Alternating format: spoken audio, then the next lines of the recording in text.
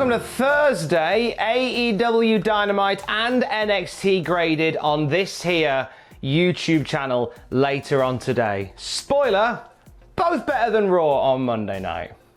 That's all I'm gonna say.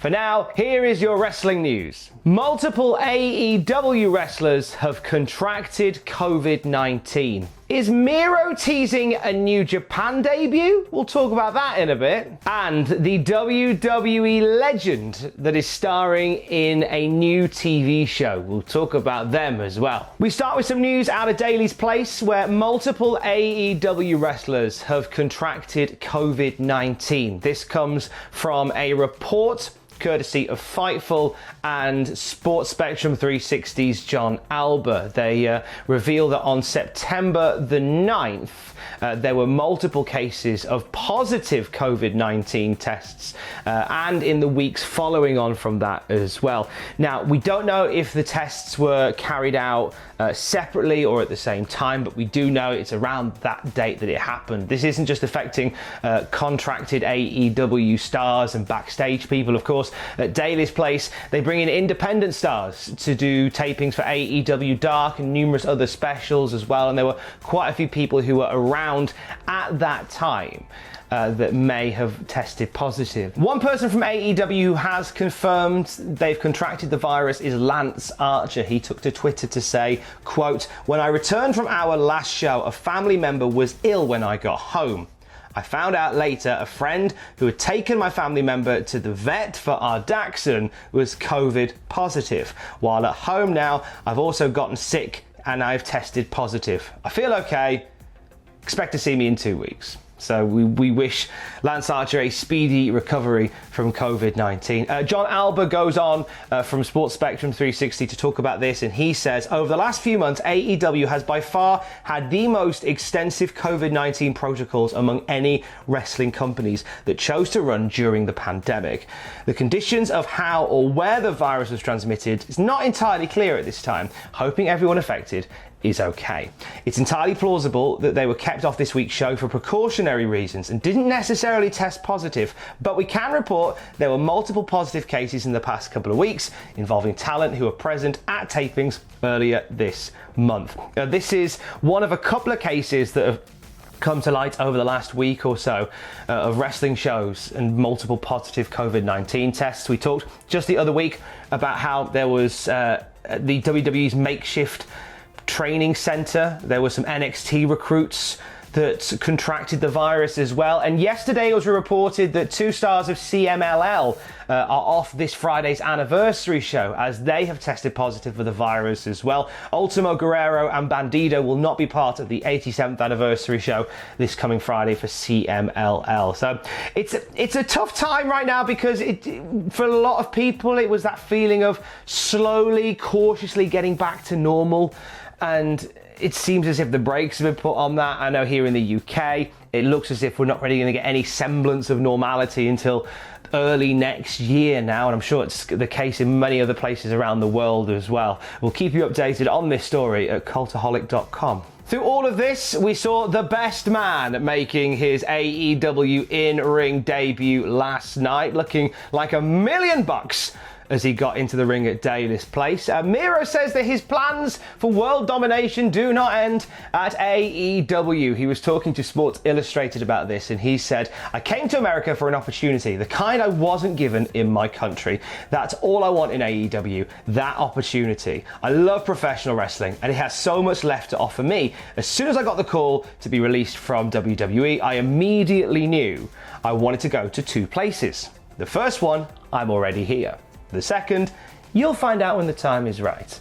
Now, he hasn't said what that other one is, but we can, with a certain degree of certainty, speculate that this is going to be Miro stepping into New Japan. We know that AEW have given Miro a contract which allows him to go work in New Japan, which is pretty cool. Now, obviously, getting to Japan right now isn't the easiest of matters, what with all going on in the world. But New Japan Strong has been going gangbusters over the last month or so. I wouldn't be shocked if Miro maybe at some point ends up doing stuff there Quite possibly. But yeah, Miro's world domination was never going to end at one company. I'm really excited to see what he will do. So big news from here in the United Kingdom. Following the Speaking Out movement back in July, a cross-party group of MPs has been put together to look into promoting and safeguarding and supporting British wrestling. So the announcement was made just yesterday following a couple of weeks of discussion over this. It got brought up at the Houses of Parliament as well. The all-party parliamentary group on wrestling is co-chaired by Labour MP Alex Davis-Jones and Conservative MP Mark Fletcher, and they're going to be taking evidence effective immediately to start this inquiry.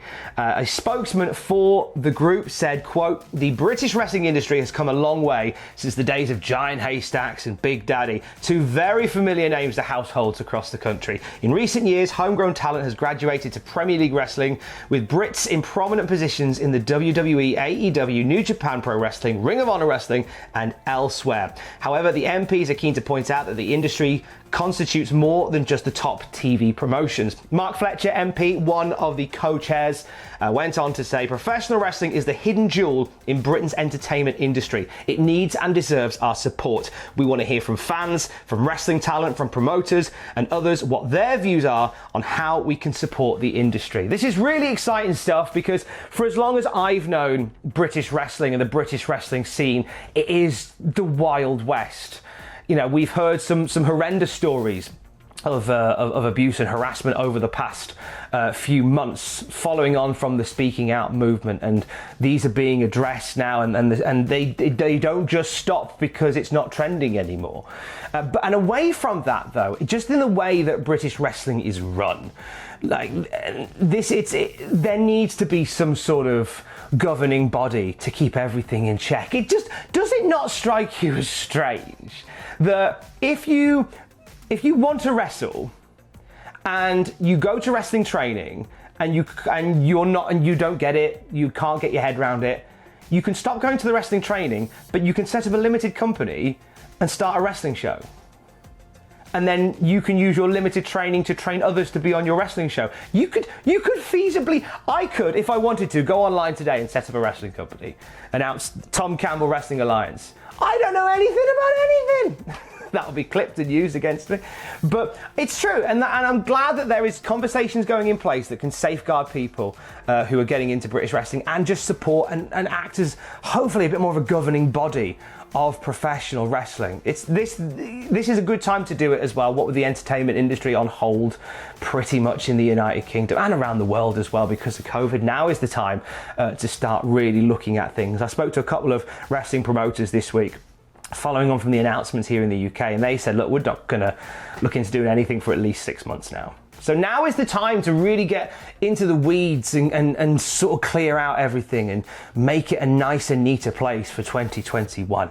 This is good stuff. And finalement, John Cena back in the news today as...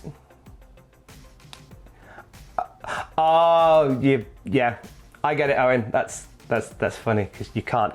John Cena in the news today. He's going to be part of Suicide Squad 2, which comes out soon, as Peacemaker. And the film's not even out, and people have already fallen in love with him doing it. So much so that HBO Max have signed off on a spin-off from Suicide Squad 2 starring John Cena. Peacemaker is getting his own TV series. It's going to be directed by James Gunn, who's doing Suicide Squad anyway, and John Cena tweeted about it and said, "Working alongside James Gunn on Suicide Squad was an absolute masterclass on how to best bring beloved characters to life in a new and fun way. I cannot wait for the DC universe to experience more of absurdity that is the Peacemaker in this new project on HBO Max." So we've got John Cena as Peacemaker getting a spin-off series very soon, and that's going to be brilliant. So we've got John Cena coming in as Peacemaker, we've got The Rock coming in as Black Adam. Is there some sort of wrestling DC universe trade deal going on here?